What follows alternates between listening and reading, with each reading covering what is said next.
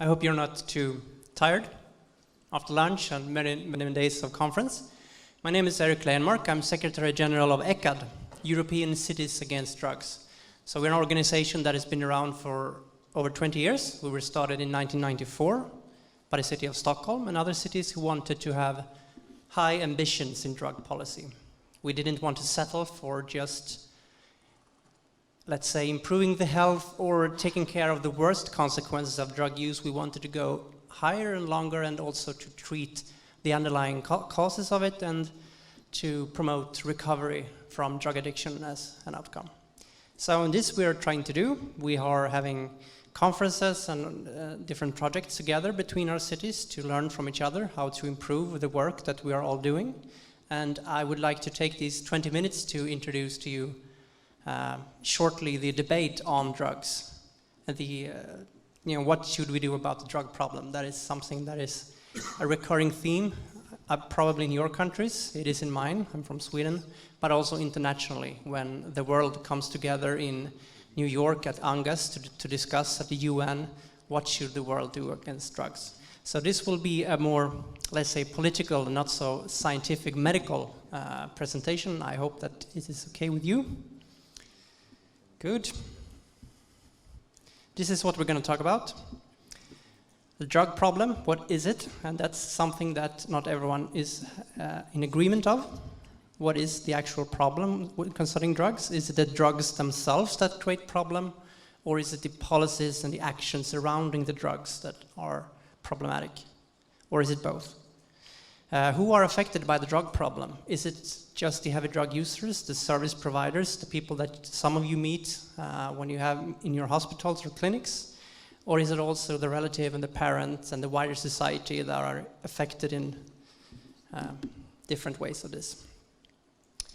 How do we counteract it? What are the prevention levels? What do I see as the way forward for talking about this? Also, we have a discussion about harm reduction, which I think is great because there are lots of things to say about that. But what I would like to warn you at the end of the presentation is commercialization of drug markets, which is now happening very rapidly, primarily in the United States. I think few of you kind of realize what's happening there. So, drugs has always been around, right? There has always been something deep within human mind that attracts us to reward seeking or avoiding unpleasantries. So cannabis, coca leaves in the Andes, poppy has been around for pain reliefs, and sometimes in medical or in religious connotations. You have, in order to achieve a higher state of mind, there has been use of that. So that has been around for many times in society, many thousands of years. But there are a number of ways in which drug use has profoundly changed over the course of history. And that is partly due to the way that scientists now can extract the used substances that makes you high from a certain plant, and they can multiply that and they can create much stronger drugs than before. So consider, example, the difference between chewing coca leaf with taking cocaine, which is much, much, much stronger. Then you extract the coca from the coca leaf and you turn it into an extremely potent drug called cocaine. And the same thing goes with heroin, which is of course derived from the opium poppy, but also the many, many synthetical drugs that are purely marketed and manufactured only by chemicals. They can be extremely addictive and harmful in that way. But also the way to administer a drug, it also depends the health outcome of doing it. So there is a difference whether I eat, ingest, drink, smoke, or even inject something directly into my blood. And injecting is, of course, the most serious form of drug use. It gets you the strongest high. And there is also a greater availability of different drugs. Whereas there might have been one drug or maybe two drugs in society before, we now have, in theory, access to any kind of drug in almost any society. And when you mix different types of drugs together, they also produce unpredictable results. And that is also a challenge. So, before I move on, I would like to talk very briefly, because this is interesting, what is the nature of drug use. Why do people take drugs, and why does the use of drugs progress into addiction? By some, by not by others. And there are many different aspects of this question, and it's something that is still highly debated, and we don't have a clear answer. There are different perspectives you can take on this question, and I think they all have some merit in them. But the common one to start off from is the biological perspective, that there is a mechanism, there is a reward-seeking mechanism in our brain that makes us want to crave drugs. And that's so from a biological perspective, drug use stems from something physical inside our bodies, inside our brains, and it's popular to talk about addiction as a form of brain disease, and a disease which in some arguments of some people that you have no really control of, that the drug has overtaken the control of the brain. That's a more biological way to look at it. Another school, from the psychological perspective, they talk about unconscious conflicts and motivations residing within all of us, experience we make during our uprising. And if you saw the movie just before me about this small girl, she seeks the attention of her father, and when she doesn't get it, she endures more and more risk-taking behavior in order to catch his attention. So that would be more of an example of this. And let's say if you are from a scientific or societal point of view interested in combating drug abuse, if you depend more on a biological understanding of the problem, then it might make sense to invest heavily in screening of people. And if you can, in an early stage, realize that this person has a genetic predisposition to become an addict, then if you do heavy emphasis on providing and protecting that specific person, then he or she will be fine, but there might be no need to do that for others. But if we're dependent more on a psychological point of view, then it might make sense to engage heavily in broad preventative actions and make sure that the school surroundings and the sports activities and everything in this child's life is there. Or the third school, the sociological way of describing that society is responsible for the action of its citizens, or that outside forces shape the actions of an individual person. So create the perfect society and there will be no drug use, if you simplify and make this argument a bit phony. You know this better than I, but I think that there are some people who argue that the Soviet way of doing it in the Soviet Union was that drug use didn't exist in a socialistic state, because that was not something that you needed to do. It was only something that the degenerative capitalist society would do, which is of course not true. But still, I argue that there are many points to take from this sociological perspective. The boring answer is that there's, something to take from all of these schools. Of course, this is from the UNODC. But speaking of the UN, we're moving on quite rapidly. The United Nations has a control system in place for illicit drugs because they are concerned, and all of the nations on this planet are very concerned about the potential health effects of drugs, while recognizing that the same kind of drugs can also be very valuable and beneficial for alleviating pain, for example, or treating some of the symptoms. So that we had to find a system that could make sure that we had drugs in place in order for them to be medically used, but not misused outside of medical areas. So that's why we have conventions that controls drugs like that.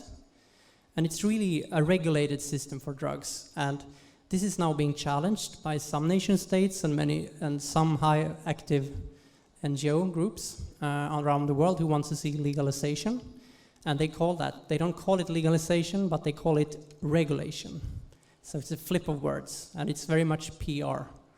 But in reality, drugs are regulated in this system. And it's quite successful if you compare it to the drugs that are not regulated in this way. We have tobacco and we have alcohol, and they are widely used, widely promoted, widely commercialized, and also creates a lot of problem. And if you compare that to the overall use of illicit drugs, it's a huge difference. So it's really a success, right? How can you forbid something in every nation on the same place and expect it to work? It doesn't work 100%, but it's quite close if you compare these numbers here. What about harms? Who are harmed by drugs? We can talk a lot about the drug users themselves. The addict himself or herself is, of course, suffers greatly from this, and this is without a question, and I think you have covered this topic very well already in the conference about the harms to the user. But I also want to briefly point out that there are other harms to family and friends in the vicinity, but also to the community and society, that the negative effects that drug use and abuse creates around. And drugs are, let's skip this one and talk about that instead, because drug use is problematic in many ways. And if you compare it to alcohol and tobacco, you see that many more people use alcohol and tobacco. Tobacco doesn't kill you overnight. I mean, who has smoking 2 packs of cigarettes on a Friday night and just died? I don't think anyone will do that. But on the other hand, tobacco is a very dangerous drug when it comes in later times and years. And when you're becoming old, for example, you find that tobacco is responsible for a lot of deaths, tobacco-related deaths. Alcohol kills young and old, whereas the illicit drugs, they mainly, the overdoses primarily happen to the younger people than to older people. So if you compare the mortality and compare that to disability-adjusted life years, that's a measurement that the World Health Organization has created to measure the level of years lost due to not being in good health. I mean, there are many adverse consequences of drug use, whereas death is obviously the most severe one, but before death you have a lot of life years lost which you cannot really work, or you have mental illness or something that makes them hard. I will move on. Just emphasizing this one, there are different disease burdens you can find there, and alcohol is number 5, and you have tobacco as well, but drug use comes actually quite low on the list.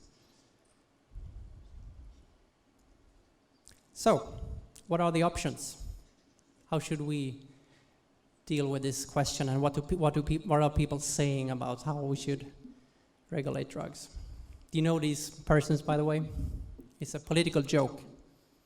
They are libertarians in the United States, and they don't like regulations because it infringes upon their personal freedom. So they die. But I like to depict it as this way. It's a crossing between 3 different positions, I would say, and myself, I belong to the upper one. I believe in prevention primarily, and also treatment, but also control and keeping drugs illegal. I think it's important for having strong norms of non-use in society and to keep the levels down. At one end, on the other hand, we have those who doesn't want to legalize drugs, but they would like to have a more permissive stance overall in society and think that more harm reduction measures and treatment instead of, often there's a distinction being made between helping people or incarcerating them. And these people argue that you can't do both. I say that you can, but they emphasize healthcare, the medical sector, and voluntary treatment, and making sure that when you do use drugs, it shouldn't harm you that much. So therefore, harm reduction measures can be made. And the third team are the outright legalizers who, for various reasons, whether it's for commercial reasons or for political reasons, want to see drugs legalized. And the problem I have with the concept harm reduction, it's a bit complicated, but I'm nothing against the actual services being provided, but I'm worried when harm reduction is being used as a catchphrase to push societal action into the legalizing corner, and when it's being used as a bridge to advance the interests of the legalization movements, which I think is the case sometimes. And I'm not sure all of you agree with me, but as long as we're staying, on the left side of this figure, I'm fine. So to make myself a bit clearer, the principles for a sound societal drug policy, in my opinion, would be to emphasize prevention first, broad targeted prevention. You listened to a presentation by Jon Sigfusson on how the Icelanders have done it, and I think it's an excellent example. But of course, we cannot catch everyone. There will always be some people who are in risk. And we have to find a mechanism that will catch these quite early on problem and direct them into primarily treatment and or different harm reduction measures is fine on the way to treatment. But we also know that some people will reject treatment or will continue drug use and will in their way commit to different types of crimes. And we also need the criminal justice system. But there are many ways we can use the criminal justice system in a smarter way than we're doing today. And there are different sanctions you can use to connect a bridge and make sure that a criminal justice system initiation can lead on to a treatment, for example. And that would lead on to a society which is actually almost free of drugs. I mean, we'll never reach that goal, I think, but at least it's good to have a direction to move towards. And an individual case in this example, in my argument, would be that if you have an overdose prevention, serious one, of course, the first thing you do is not to advocate drug freedom from drugs to that person. The first thing you need to do is to save the life of the person, to improve the health, harm reduction measures, of course, but then don't stop there. Continue the movement, offer treatment, make sure that treatment is provided, and treatment that primarily has a direction towards recovery, and then reintegration into a normal life in a normal society. And that direction would be fully recovered individuals. So I think that's also an important distinction between just accepting drug use or accepting people being in treatment as long as they are there, or actually wanting them to move towards recovery from drug use. And my last point I want to make is medical marijuana. Yes, cannabis can be used for medical purposes. Some elements of the plant can. But the way it has been done so far, especially in the United States, is full commercialization and a stepping stone towards legalization. And this is very clear and it's very simple. You can just Google and you will find many examples of how it's so easy to obtain a medical marijuana card, and you can just call a number. You can have 1 minute and 48 seconds consultation from a doctor, and you will have your cannabis described to you. And the reason why I don't believe in a sensible legalization of cannabis is that the market forces will make sure that to fight regulations. And also note that in the marijuana market, 20% of the consumers consume 80% of the total amount of marijuana being consumed. So it means that the people you make money out of are the heavy consumers. And that's the same for legal drugs, tobacco and alcohol. So any legal business in addiction wants to have more addicts because that's their customer base. So thank you for listening.